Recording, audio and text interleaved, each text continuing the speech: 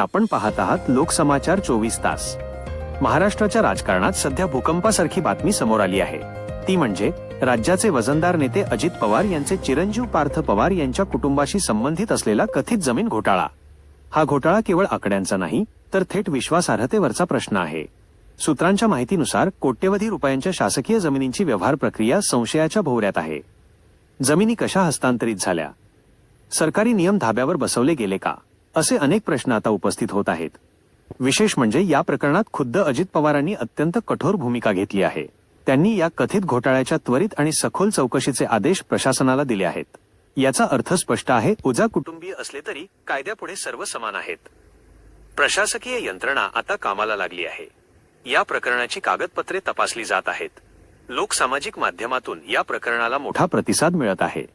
लोकांचा थेट प्रश्न आहे, वजा सत्तेचा वापर वैयक्तिक फायद्यासाठी झाला का?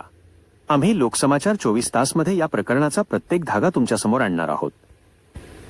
या घोटाळ्याचे परिणाम काय असतील, कोणकोणत्या मोठ्या व्यक्तींची नावे यात समोर येतील, पुढील अपडेटसाठी आमच्याशी जोडलेले रहा।